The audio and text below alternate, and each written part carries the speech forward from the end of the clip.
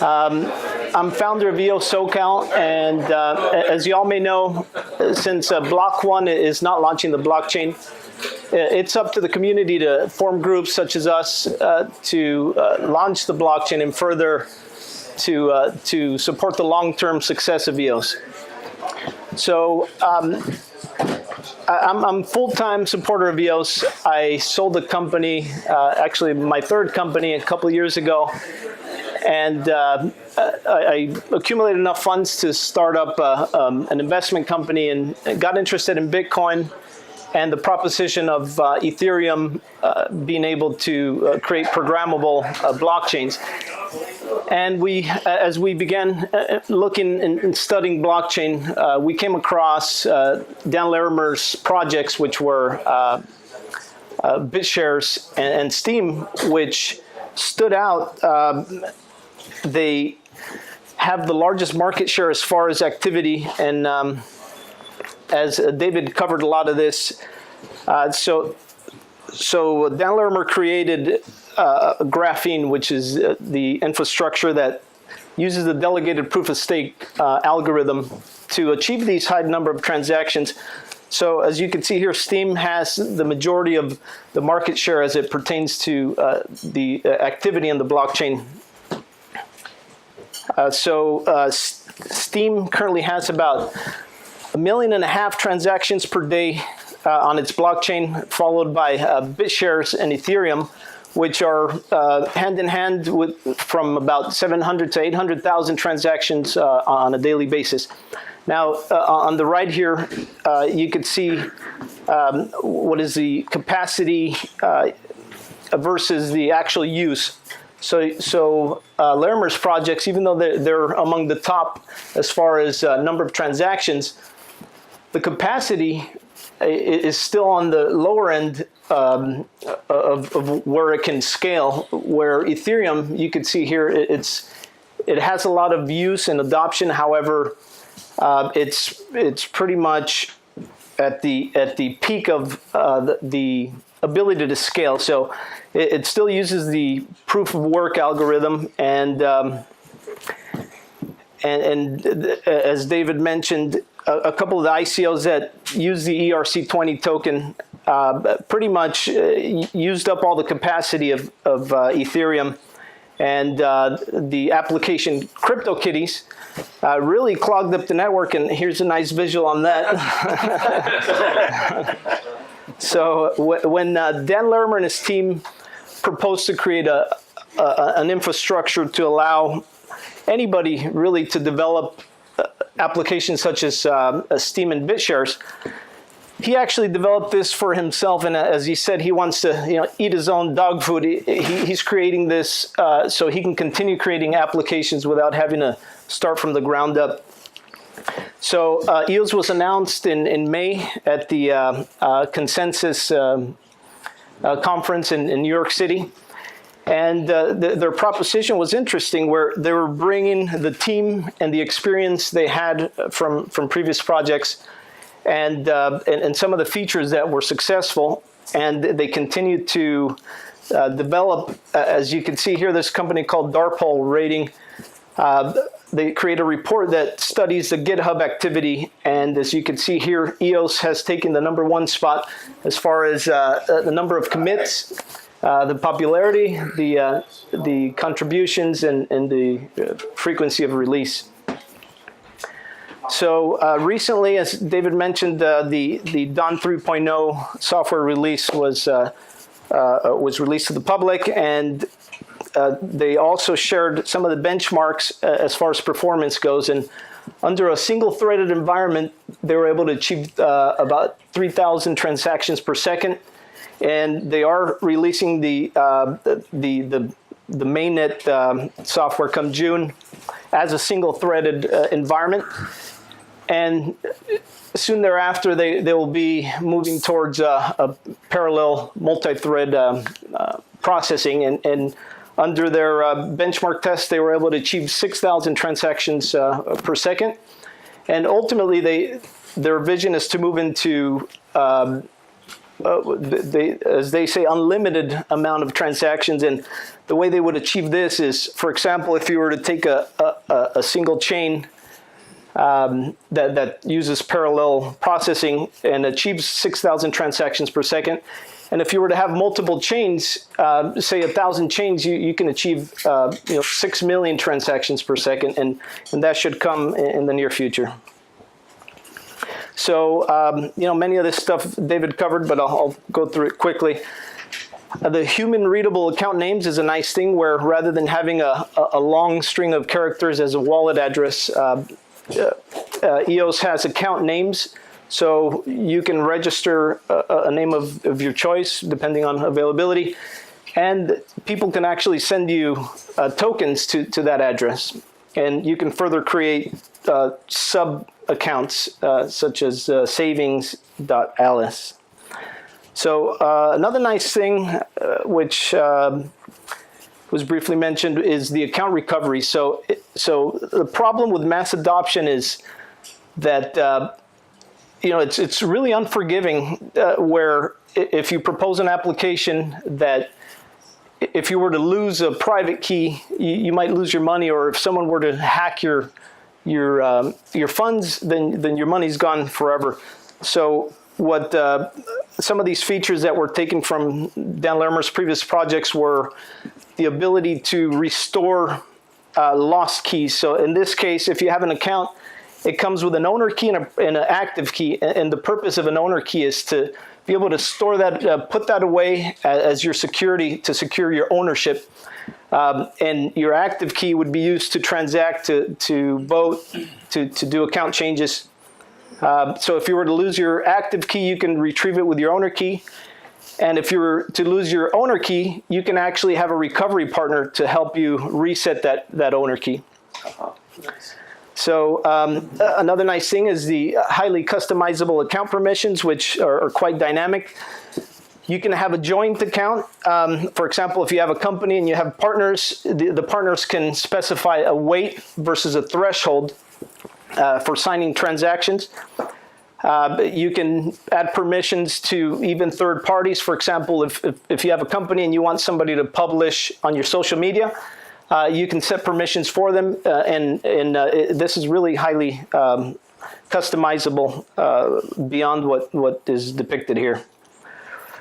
So something that's very unique and innovative about EOS is that it has a protocol level constitution. And the Constitution is a legally binding Constitution that is at the protocol level. And it serves as a peer-to-peer terms of service. It establishes jurisdiction and choice of law.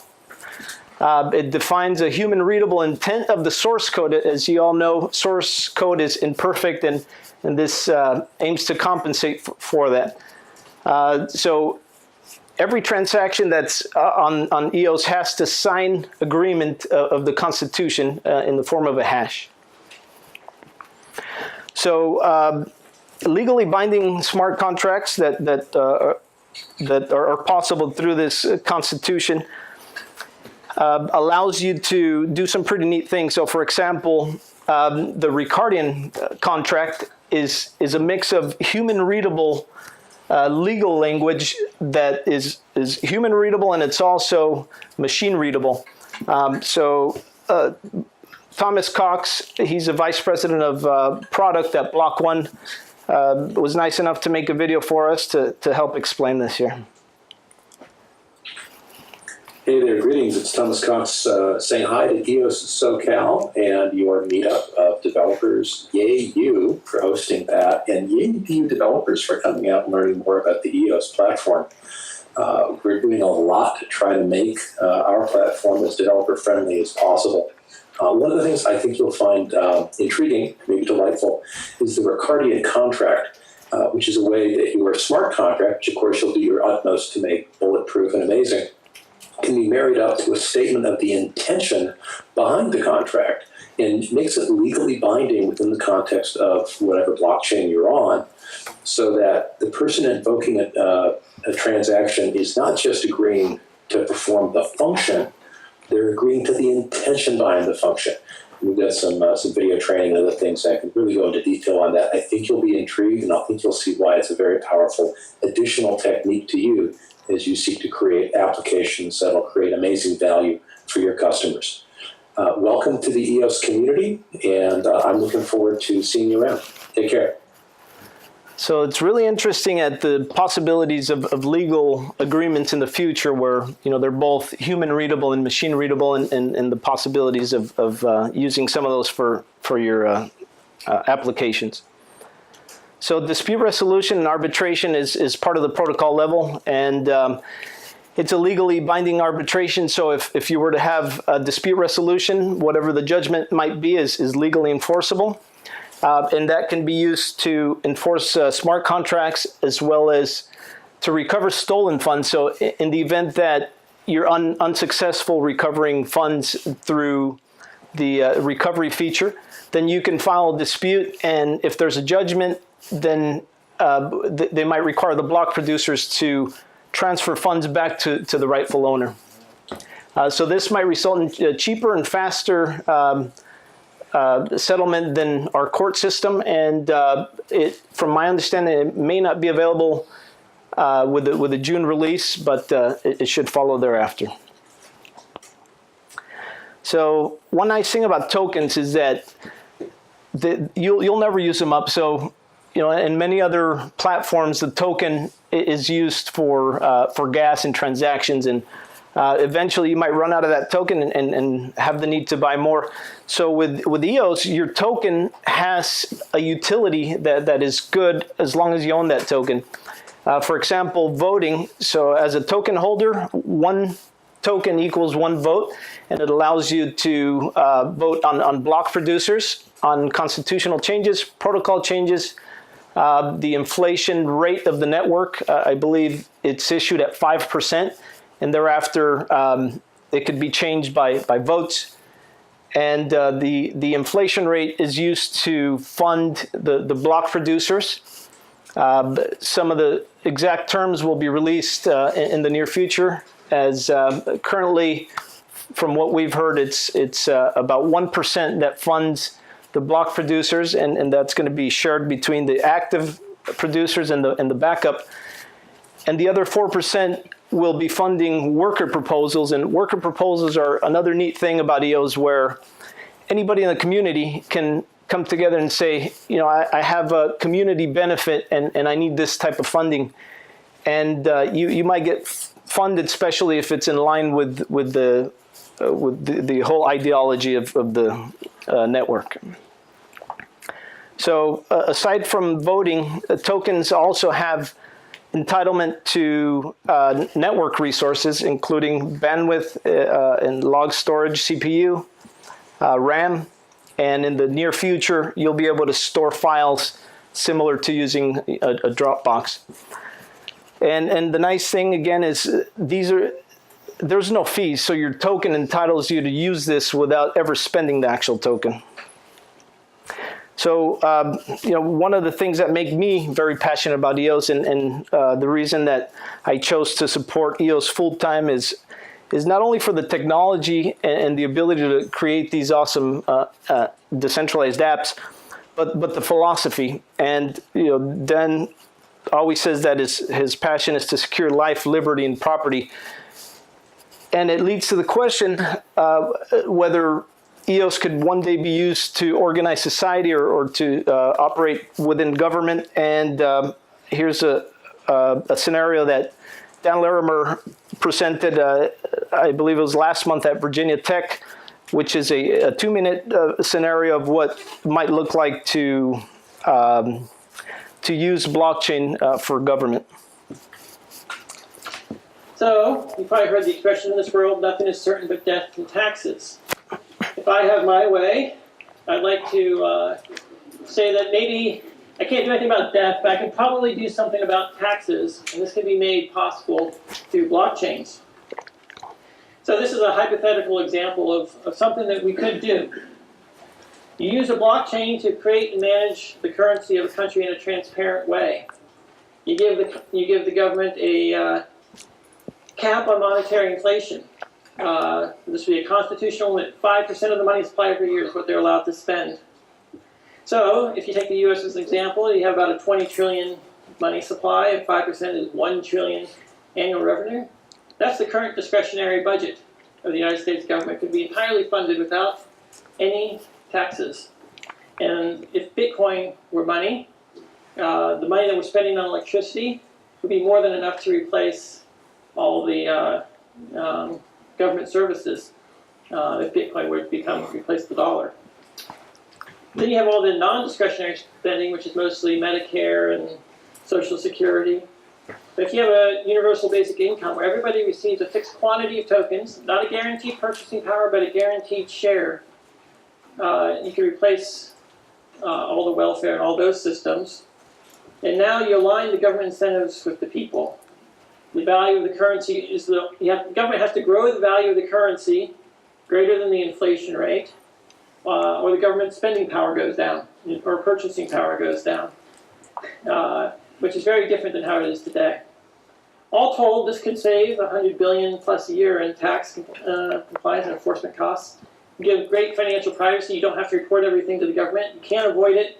And most important for my mission, there's no need to use violence to enforce it. No more IRS audits, no more fear of not filling out the right form at the right time. These are the types of things that could be possible with blockchain technology. And that's why I'm so excited about it. So that's really what makes me very passionate about the possibility of using blockchain for the future, and as Larimer says, for securing life, liberty, and property. So, it sounds a little far-fetched, but if we can prove the model in the private sector and make a successful DApp that might compete with Facebook and other large companies, then, one day we might ask government to implement this and to have accountability and transparency. So all that was to provide a little bit of context and help explain a little bit about the block producers. So starting with the who, block producers are self-appointed and they're all over the world. We rose out of Southern California to support the launch in June and further the long-term success of the chain. But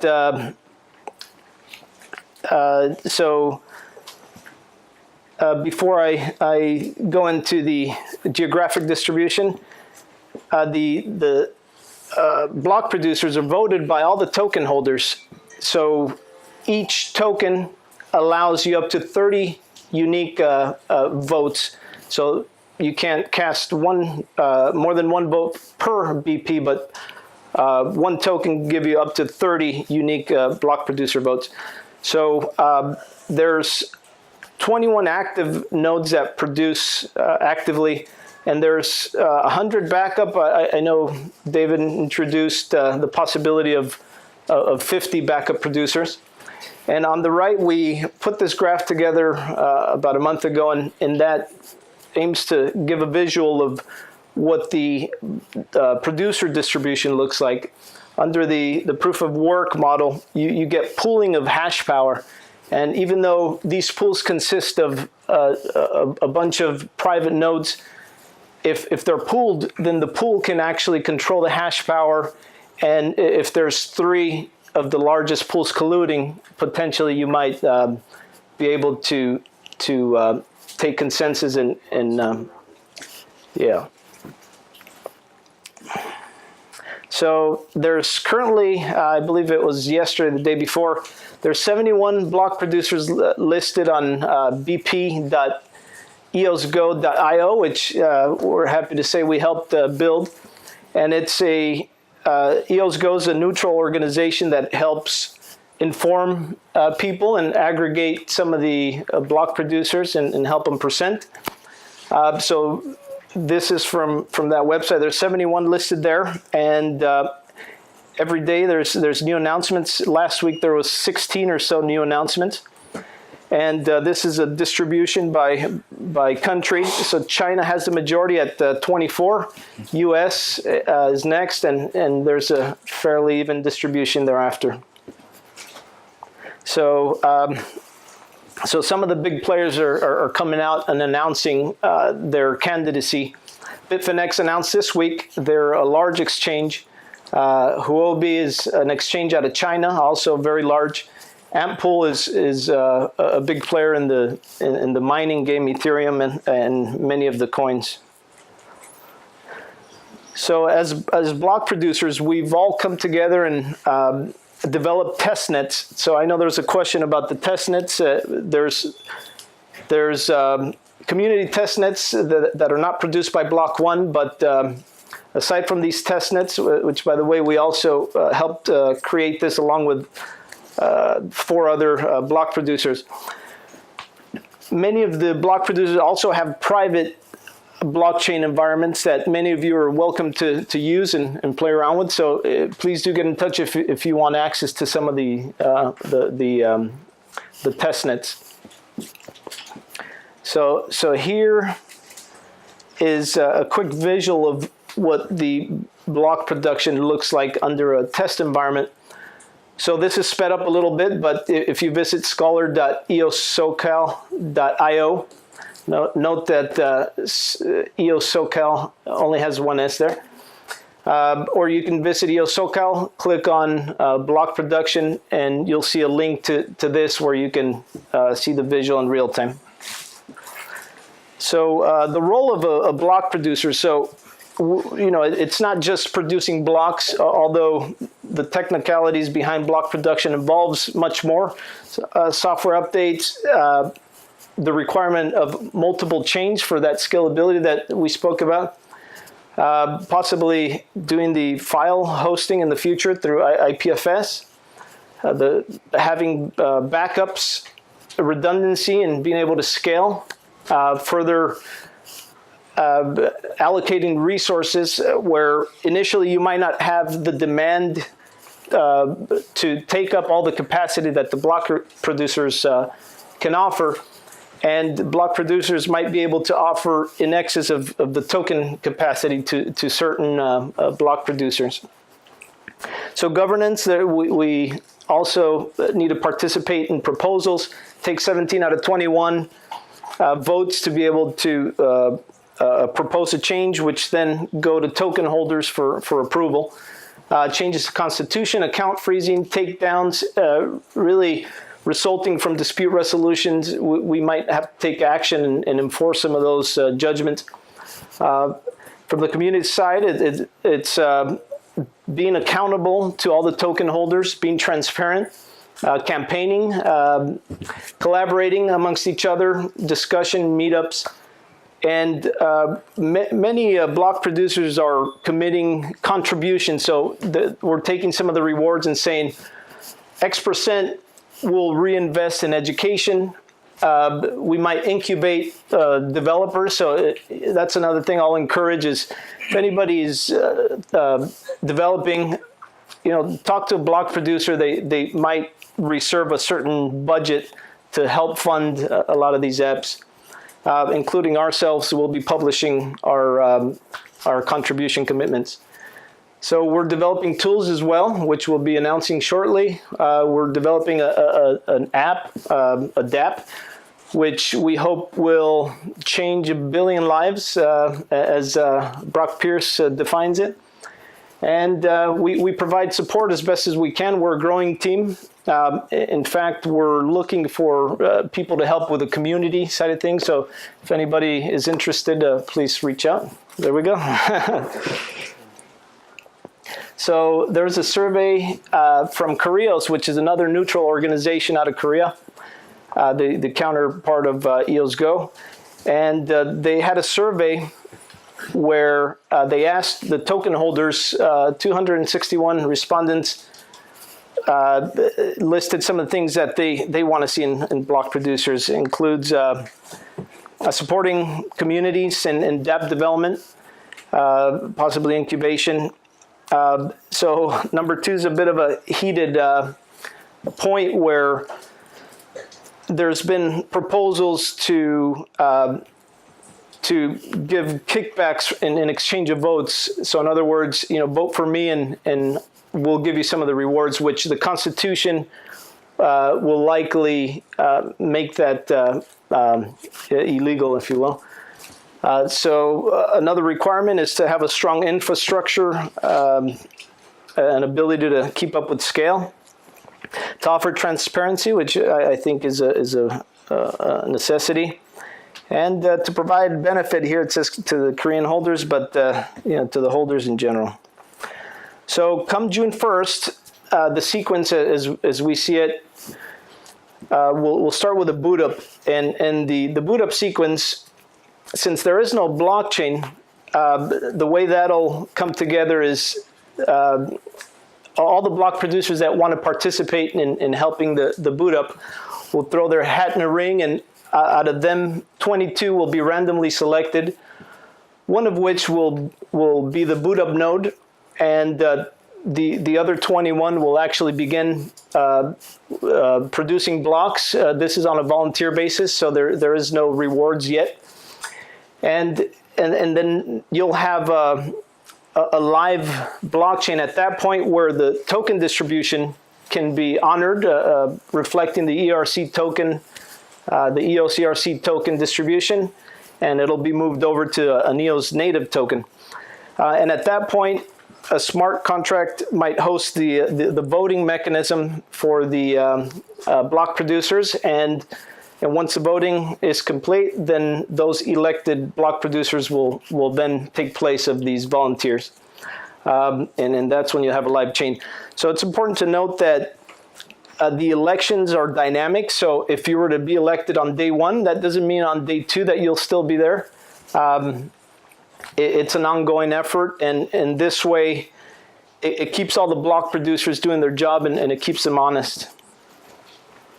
So this is a study that we conducted, and we took the top 250 wallets that hold the EOS ERC20 tokens, and we did our best to exclude those that might be custodial use. And what identified those is a high number of transactions, and some of them were actually labeled as an exchange. And we did the study to try to understand where the token distribution might lie, and to sort of gauge how their one-year ICO might have resulted. And it seems to have quite a fair distribution. The largest wallet holds 10% of the tokens, which is owned by the folks at Block 1. And from our understanding, those tokens will be released over time, but they are reserving the rights to vote. And since they have a vested interest, there's so much venture capital coming in that likely they will have an influence on electing these block producers. No? No influence. Really? Wow, okay. The post we did last week that very specifically stated we will- Wow. Okay. All our VC partners help with block producers. It's a community event. We do not want influencing anyone. Interesting. Okay, well that's news to me. So extracting them especially, I think that makes the distribution even more fair. So excluding their 10%, that leaves 25% of the tokens owned by the top 214 wallets, and thereafter the steep falls off. So for example, the 214th wallet only has 0.02% of the total token. So a good result in my point of view. With most of these wallets, you can't really prove that a large whale doesn't have Good point. multiple wallets. Right? Good point, yes. And in fact, we have this article on our website, and we do mention, some assumptions that we're making, and some things that we noted, such as one person owning multiple wallets. So how to vote? So this might be a smart contract with the user interface where a token holder should lock their tokens for a 3-day period in order to allow them to vote. And the reasoning behind creating a cost of voting, I mean, it's really not a cost. it's having to stake your tokens, and from what Thomas Cox says, they wanted to create some small barrier for voting. That way, if someone does go through the trouble of voting, then they're passionate, they're informed, they're voting for a reason, not just easily clicking a few buttons. Question, I was just thinking about that. You have accounts, right? Why does the voting work on accounts instead of wallets? Good question. I would think that it's per token. Oh, it's a lot very complicated. Yeah, well, it just hasn't been completely published yet, so we'll be probably working on that right now. Okay. But it's a bit more complicated than just wallets or accounts and how much you can vote, how much weight you can have on your votes. So we're trying to do that so that we get the fairest possible outcome. Keep putting different things out into the Because community. accounts are kind of a good way to do KYC, right? Yeah, we didn't do KYC on all the tokens that we had in there. So basically USA and Chinese nationals theoretically can stake for tokens and vote. So like I said, so right now it's still in flux. Okay. Yeah. So stay tuned. We're expecting more information to be released to the public. EOSGO is a great neutral organization that keeps everyone informed. bp.eosgo allows you to look at all the block producers, read about them, what they might be recontributing to the ecosystem, what their philosophies and passions might be. So feel free to get in touch with us. You can reach us on email. That's my personal email. You can visit our website, eossocal.io, where you would find links to our Twitter, Telegram, LinkedIn. Feel free to call us. We're very accessible. We're an open organization, so we invite anybody that wants to, talk shop, play around with the test nets we've created internally, and anything that comes up, whether it's talking about some of your apps, support, anything, we're happy to hear from you. Thank you.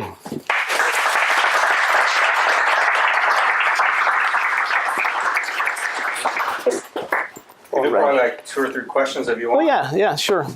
Anyone? How come all the blocks are produced in China? You know what? I think it has something to do with their ICO sort of navigating around the U.S. and Electricity costs. that's another. Relatively the block production, since it's not proof of work, it's relatively low. Distributed, you would think, right? Yeah, I'm thinking it has to do with the fact that the ICO is primarily focused outside of the U.S. Therefore, many of the token holders might exist there, and many of the block producers, and I know Block One has a lot of meetups out there, and it's a growing community out there, and to me, the U.S. will eventually. It might be the hub, but it was somewhat seeded out there. Can you just explain? I'm just a little bit of a newbie on Sure. this delegated proof of stake thing. So yeah, What makes? I've read Vitalik's stuff where he says this is basically going to be the VCs who call all the shots. And so how does delegated proof of stake stop that? So the delegates are the block producers, and the nice thing is that the token holders get to vote for these delegates, and they're highly exchangeable. So if there is any type of collusion, if there's dishonesty, if there's underperformance, they could quickly be switched out. So as long as there's somebody observing any type of foul play, any bad actors, they can immediately be But if the voting is Exchange. controlled by these whales, What did you get against VCs? Not else. They have separate wallets. They've split their. that's always something to. That's the way it starts. Yeah, It evolves that's and changes capitalism. over time. We've seen one this more in question. bitches. You brought up, and I've heard collusion brought up multiple times. How is collusion going to be spotted, proven, voted on? Is So, that still undetermined? That question? there's no exact science to it, but I would figure there's going to be a lot of watchdog groups that are funded by these worker proposals. So I think there's a way to track, the funds. So if everybody honors the transparency, and if they don't, they might be voted out. So if a block producer offers transparency as to all their tokens, and not only make it visible, but organize it, what we're trying to propose is a structure where you would have somewhat of a dynamic financial statement where someone doesn't have to ask you, rather they can go to your site, click a button, and boom, here's all my expenses, here's what came in, here's where it went. Can So TPs vote for themselves? yes, yes they can, yes. The only thing that's discouraged right now is to give kickbacks in exchange for votes. Mm-hmm. All right. Thank you, Caesar. Thank you guys, appreciate it. What's up, guys? So I'll try to keep it short and sweet. Basically, why we're doing things the way we are, what Everpedia is, and how we're building one of the biggest dApps on EOS. So I'll go through blockchain history really fast because a lot of people have already talked about it. Basically, Bitcoin, the first very basic decentralized Byzantine fault-tolerant ledger. I'm a developer, so we usually talk about what technological improvements happen in generational shifts in these technologies. Bitcoin is a very basic database. You can move coins from account to account, and that's about it. There's a little bit of scripting language in the op return field that you can use to create colored coins, and it's the technology that Tether uses, but it's fairly limited. And so a lot of people think that the second generation of blockchains and the fundamental insights and changes brought to the field is exemplified by Ethereum. And the main difference there is, if Bitcoin is a list of transactions of coins moving from address to address, so move coins from this address to that one, the fundamental insight with Ethereum is it is a list of instructions to a virtual computer. And that's a really big paradigm shift for blockchain technology. Versus with Bitcoin, you can move 2 coins from address ABC to CDF. For Ethereum, each transaction is modeled as instructions to a virtual machine, the Ethereum virtual machine. So for example, instead of just moving coins, it is run the code at this address, and that's any arbitrary code, see what happens, and then record it in the ledger. And by basically playing every single transaction in the Ethereum blockchain, you can arrive at the current state of the computer. It's a really huge insight that the guys at Ethereum basically came up with, and part of the reason we're all here today. But Ethereum is a basic virtual machine. So for example, a lot of the stuff that people have talked about today, like human readable account names and native storage, isn't actually supported natively on the virtual machine of Ethereum. And so we like to think about EOS as the third generation of this technology that basically has built-in very fundamental uses of a computer. A lot of these features are in things that we know as operating systems. So current operating systems on all of our computers, Mac, Windows, EOS is the first virtual machine that is actually has operating system properties, and transactions are recorded on a blockchain. And so we at Everpedia basically are designing a better knowledge base than Wikipedia, a larger scope one and completely decentralized one. So when we wanted to actually build on top of the EOS platform, we thought of, since there's no other dApps that are currently built, and a lot of people are working on cool stuff like SENSE, Scatter, we thought, what do large dApps actually exhibit? What do they look like if they're built on this new generation platform? And so what we came up with is, well, there is a fundamental token, and people who are actually using the platform, so in our case an encyclopedia, are rewarded tokens for curating the content. Tokens represent votes that allows editors to govern the network. There is an inflation schedule that can be changed by governance, and that rewards a lot of the network activity, from curating to editing and to anything else. And if you think about this, it kind of resembles exactly what EOS is at the protocol level, but what we do is we build it for a specific use case. So at Everpedia, we're building a decentralized encyclopedia. And then so the more tokens and votes, the higher incentive to keep content quality high, because you have a stake in the network. This is a really basic structural demonstration of how the smart contracts work. So we have a 3-module system the token module, governance, and article module. And essentially, tokens are where all the balances are kept. People stake their tokens to actually be able to vote on articles, content, and propose edits. The governance module is for proposing changes in inflation or increasing and decreasing things, as well as updating the entire DApp. So a lot of this kind of resembles EOS, but with a DApp-specific use case. And at Everpedia, we think a lot of how people think about how to develop next-generation DApps will actually take the best lessons that EOS and Ethereum and these platforms such as Steam, I'm personally a big fan of Steam, basically created, and apply them to very specific use cases. And let's see. So one other thing that's really cool about EOS is IPFS storage, native storage on the entire EOS virtual machine. Ethereum doesn't have this. There's both an incentive layer for block producers to have storage of block content. So that's actually how the Everpedia articles are stored. They should be free and accessible to anyone. And since they can be accessed at any type of block producer endpoint, anyone that can connect to the EOS mainnet should be able to view any article. And this is just a technical schematic of how articles work and how things are voted on. So essentially, when you create an article, you edit it through a front end. It'll look some way and it'll have some content. You hash it so that a hash represents the current state of the article. And then you send it out with the previous hash, so the previous state of the article, and you send it for block for it to be included in the article module, which is a list of all article states. So essentially it represents similar to a GitHub source repo.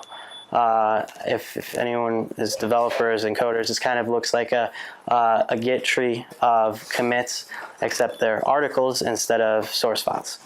And token holders, the IQ token, which is the fundamental unit of account of the Everpedia network, vote on the quality and the amount of tokens that people who propose the content earn. And the article structure is essentially HTML markup as well as JSON metadata, so that there can basically be schematic relations. We use schema.org, which is basically the most widespread open initiative made by Google, Yahoo, and all the search engines, as well as AI training, basically the AI training rule sets, basically, which allow bots and crawlers around the web to learn about semantic properties of pages. Soon the blockchain data lines. Huh? Soon the blockchain data lines. Yes. And then just some history on everpedia.org, which is our website before we started building a lot on EOS technology. The site's pretty big. We've got millions of page views a month, and the whole idea behind everpedia.org, though, is that it's the first way to interact with the EOS network and the Everpedia network smart contract. But the whole goal is to allow people to create many front ends and many interactions to the different modules that we're building on the EOS mainnet. So if you guys are familiar with Steam, there's steamit.com, there's busy.org, there's d.tube, and they're basically all different ways of interacting with and producing content and sending it to the shared blockchain that is Steam. The way we think about it is we're building the world's largest knowledge base, and so there will be many entry points, whether there'll be bots, many front ends, and different ways to view them. So everpedia.org will be kind of like steamit.com. It'll be the first place people will go to try to edit and submit and earn tokens, but we want this to be an entire ecosystem. We want it to be the largest knowledge base, bigger than Wikipedia, bigger than anything that's before Wikipedia and other encyclopedias. So the whole goal is to create an entire ecosystem out of it. And this is always the quote that actually motivated us to originally start Everpedia in 2015. It's a Paul Graham quote, and it's in one of his blog posts for startups we'd like to fund. I don't think YC or any of Paul Graham's like VCs or investments ever funded a better version of Wikipedia, but it was always something that he was calling for since 2007. So I'm pretty confident that this will be Everpedia. Cool, and that's it. If anyone has any questions, I'd love to answer. Yeah, so you mentioned how the governance is done similar to or mirroring the way EOS is set up. Are your nodes, Everpedia is its own chain, correct? So no, we're deploying contracts on the EOS mainnet, and so basically each module, the article module, governance, and token modules are their own smart contracts that are run on EOS, and then they interact with the EOS IO storage when it's released and when it's out for storing articles, and it'll run at the current time. We plan on running fully on the EOS mainnet. Okay, even the articles themselves will also be the way, Steemit has its own chain and all posts are on Steemit chain. Yeah. But the articles on Everpedia will be on the EOS chain. Yeah, so we're going to use EOS IO storage to actually store the blob of the article, which is the entire HTML, the markup structure that I was showing up there. And then basically how that's going to work is that's obviously going to cost EOS, right? The smart contract that has all of these articles and presumably to read for free, otherwise it wouldn't be better than Wikipedia or these other alternatives. That's going to cost some EOS. Well, we're going to actually have some EOS to start the system, but the whole point of it being self-governed and self-sustainable is through the governance module, you can either push the IQ inflation to auction for EOS to fund the entire project if there needs to be more growth and more bandwidth allocated to the DApp. And part of it is just our view of how large DApps will be on EOS. They'll have their own fundamental unit of account, so their own token, and the token will be a governance token, which will allow people to either buy more EOS for the DApp, store whatever they want on the EOS chain or off chain if they want to actually have a different type of allocation. But yeah, we'll have the articles on EOS. One more. I was wondering how it is you're using IPFS and like if your media files and if there's limitations on like the sizes and types of files that. Yeah. So. How it works is basically when you submit an edit, you hash the file and you send it out, and anyone that's running a community node, for example, not on EOS, can technically ping the main IPFS instance on EOS IO storage and host that article anywhere in the world. So it's pretty difficult to take down. And then basically, if your edit gets approved and stuff, the IPFS hash gets recorded on chain and the article gets put into EOS storage. Okay. Cool. Thank you. Thanks. I remember when I started programming, I went to my first programming meetup and everything seemed so complicated and just very high level. And I'm like, what am I doing here? And that's kind of how people are feeling with blockchain stuff right now. So I wanted to share something super simple. How many of you have ever used a hammer? How many of you know how to make a hammer?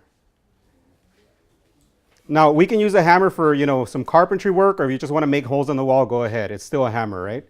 That's kind of how, things are feeling right now. Sometimes you might feel intimidated because you don't know how to make a hammer. You don't know how to program C++. You might not know exactly what goes on behind the scenes of running and building something like EOS. But the cool thing is that it all trickles down and you get to the utility part. So you don't have to be an expert as long as you learn how to use the tool. And that's something that I've kind of gotten good at through my programming career, is maybe not being an expert at building these awesome tools and amazing tools. I'm super grateful for them. But then how do you take this tool and start using it and use it to build something cool? And then you realize, yes, it takes a little bit of effort, and yes, you're going to lose a little bit of sleep, but it's completely within your reach. So I didn't want to show anything very high level. Actually, I just wanted to show something simple on things that are within our reach. So someone mentioned, or actually David mentioned scatter, and he's writing something that you can put it into your Chrome browser, and right after that, start interacting with the blockchain. And it's not a lot of code. Like really, let me see this. The lines right here, you see this where it says add event listener scatter? That's really all there is. You just make sure scatter's on there. And then after that, yes, you got to learn a couple of the calls, but then you got to actually do stuff with interacting with an EOS node. Now, what's a simple example of something that you can actually do with this? Well, let's say Baidu logging in and authoring with your Facebook account, right? So you want to use Spotify, you have to use Facebook. Do you want to go this, you have to log in with Gmail. What if you could just forget all that and just do it with the tools you already have with EOS and something like Scatter in your Chrome extension? So what does that do? So let's say we have, our meetup group and we're going to start sharing some cool things. Maybe we share the presentations from tonight. And we make it a requirement that you have to be someone on the EOS ecosystem. So here's a incognito mode. And there's no EOS secrets here, right? There's no scatter. Nope. And scatter is just a little toolbar here. Now, we have scatter involved right there. The same thing, we refresh. Wait, we know that we have scatter, but we're not logged in. So we go, okay, maybe there's EOS stuff right here, maybe not. Let's unlock that. So we go ahead. Let's get our password here. Let's log into scatter. All right, now we're logged in. Let's refresh that again. Okay, scatter's there. Maybe we have some EOS stuff to share with you, and we unlock. Scatter pops up, says, hey, which identity you want to use? Don't judge me on my identities. Random Rabbit 945.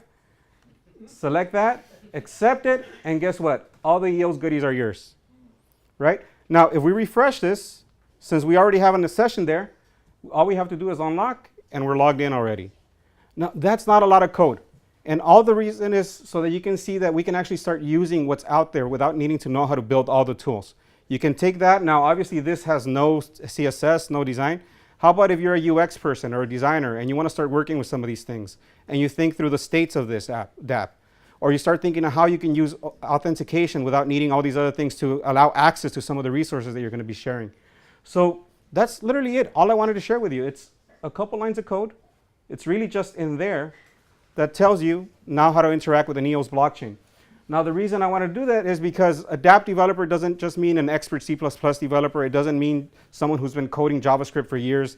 It can mean really anyone who has an idea, who wants to just contribute, get together, work on something cool, and then make it happen. And that's why, I'm thankful for the company here that I've been working for with 4 years. SENSE, we're opening up the offices. If you want to build something cool, if you want to just share some ideas, we're going to be hosting these on a regular basis.